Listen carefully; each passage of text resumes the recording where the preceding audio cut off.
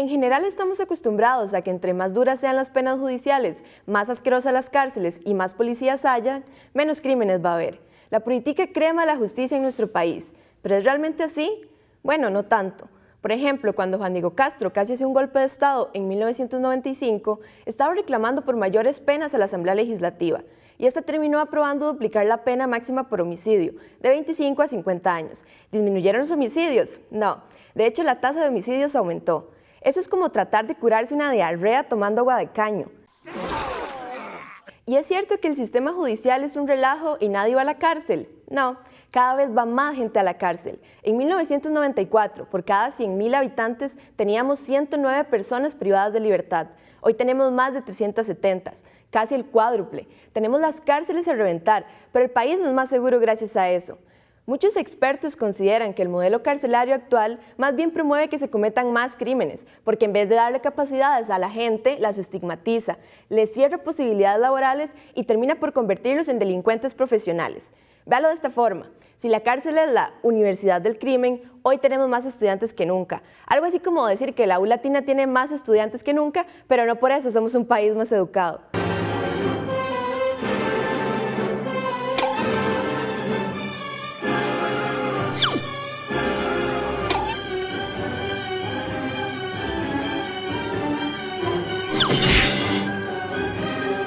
Pero los políticos ticos quieren que castiguemos cada vez más fuerte los delitos. Nuestro próximo no presidente puso en su programa de gobierno 2.0 que había que acabar con el relajo judicial y poner penas más duras. Además prometió en los debates intervenir comunidades. Eso a pesar de que hay ejemplos muy claros de que esa es una política de fracaso.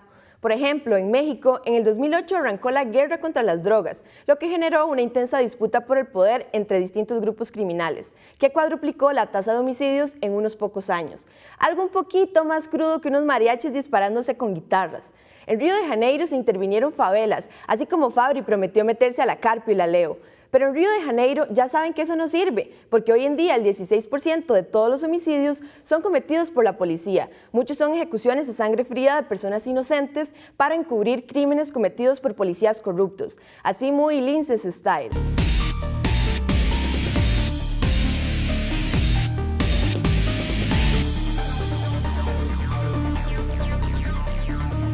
Pero ¿cómo es que una forma fracasada de justicia se sigue aplicando? ¿Cómo nos convencen? Bueno, los medios de comunicación son expertos en convencernos de que las fórmulas fracasadas aún son buenas ideas. Si no, pregúntele al Chinamo y a Patricia Figueroa. Lamentablemente para ellos las malas noticias son buenas noticias. A veces uno no sabe si está viendo Repretel o un infomercial de carne molida, porque el 30% de todas las noticias que pasan tienen que ver con cerebros esparcidos en el asfalto o narcotraficantes con complejo de colador de pasta. Estos medios nos hacen creer que tienen una línea editorial que se enfoca en proteger a las víctimas y en denunciar a los delincuentes, y en la inoperatividad de las autoridades. Sí, ellos creen que es empático que Roy Solano llegue donde una señora y le diga ¿cómo se siente? Porque a su hijo le sacaron los ojos con una cuchara antes de tirarle al surquí, y después le limpie las lagrimitas con la espuma del micrófono. ¿Por qué se metió en eso usted? Porque siempre me ha gustado, siempre tuve por lo menos la sensación de que escuchaba yo una ambulancia. Dice, ¿pero qué está pasando? Tampoco les importa perjudicar las investigaciones dando nombres, revelando hechos o mostrando rostros con tal de tener una primicia, ni pagar sobornos para obtener fotografías de cuerpos mutilados para ponerlos en una portada con letras rojas.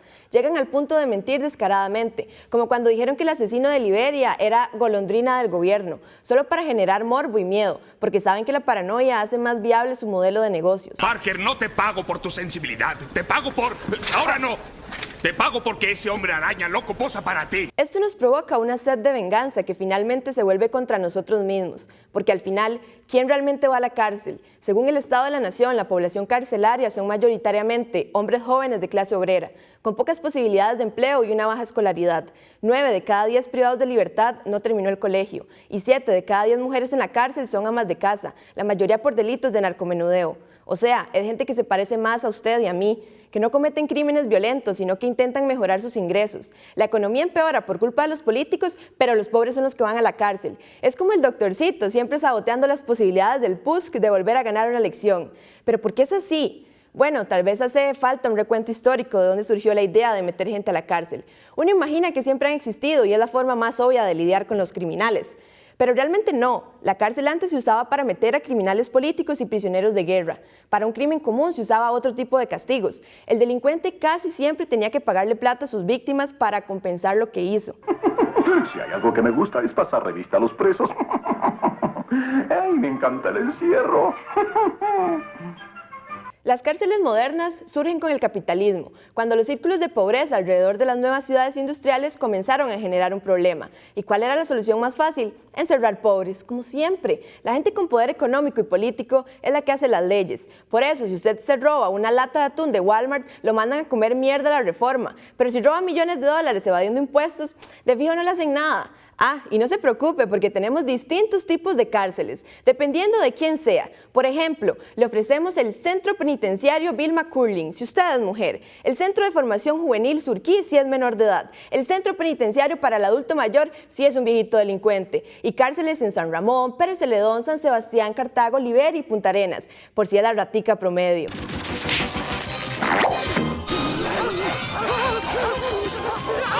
Mae, ir a la cárcel no es ningún gangón. La gente que está en las cárceles es totalmente deshumanizada y entre más sufren, mejor nos sentimos. Pero si el tribunal dice que hay que comprarles pinches espumas para que no duerman en el cemento, salimos diciendo, ay, pero les estamos pagando vacaciones con comidita y colchones de lujo. ¿A usted no le pasa que ya va por la 12ª birra en un bar de mala muerte y cuando va a orinar al baño le da miedo subir la tapa y encontrarse una sorpresa? Bueno, imagínese tener que dormir muchos años a 2 metros de ese excusado, tomar agua de un estañón lleno de moho y tener 20 roomies con antecedentes criminales que lo pasan enjachando todo el día. ¿Le parecen vacaciones? Fijo no, ¿verdad? A la Comisión Interamericana de Derechos Humanos y otro montón de organismos internacionales tampoco.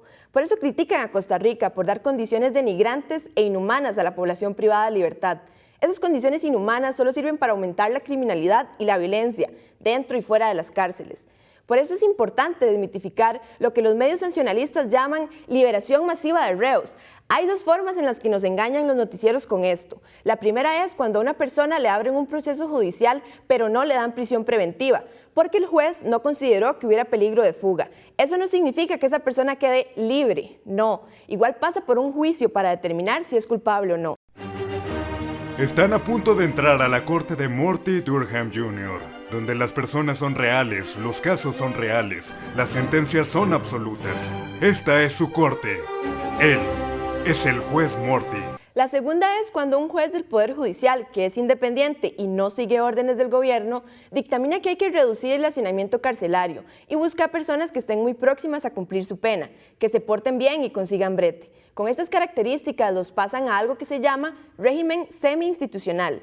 Esto no significa que los liberen, porque igual siguen cumpliendo una condena, como ir a dormir todas las noches o los fines de semana a un centro penitenciario y firmar periódicamente. Déjeme explicarle qué va a suceder. Usted no me va a decir mierda. Escuche, chupe mi vida. Silencio, escuche, señor. Este régimen semi-institucional beneficia a los privados de libertad. Sí, pero también nos beneficia a nosotros, porque así estas personas salen de la cárcel, pero siguen siendo parte de un régimen de justicia. Están monitoreados para que tengan trabajo y una buena conducta. En cambio, si los pusiéramos a cumplir en una cárcel todo el tiempo de su condena, cuando salen no van a tener ninguna supervisión y van a haber pasado más tiempo en la universidad del crimen.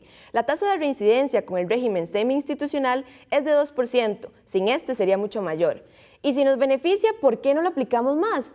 Bueno, porque sabemos que los políticos y los medios conservadores consideran que eso es un relajo, que irrespeta a las víctimas. Pero ¿qué más irrespeto a las víctimas que hacer un circo de tele con las tragedias de la gente? ¿Qué más irrespeto que ofrecerles venganza en vez de reparación? No es un juicio cualquiera, es el juicio del año. Si nos preguntamos, ¿qué podemos hacer en vez de mandar gente a la cárcel? Nadie va a tener una respuesta. Y es que estamos tratando de solucionar un problema social con condenas a individuos. Cuando hablamos de seguridad y política carcelaria, nunca hablamos de las causas por las cuales la gente está ahí. No hablan de que la mitad de los homicidios los genera el crimen organizado y que impulsando leyes que ataquen el lavado de dinero y regulando las drogas, podremos reducir considerablemente la violencia en nuestras calles, o cobrarles impuestos a los evasores, podremos tener mejores programas sociales en distintas áreas para que la gente salga de la pobreza. ¿Será que los que determinan la agenda en el tema de seguridad son unos encorbatados que viven en condominios privados y no les sirve que haya leyes fuertes contra el lavado y la evasión? ¿Será que les sirve que exista miedo en la población para poder capitalizarla políticamente con discursos incendiarios?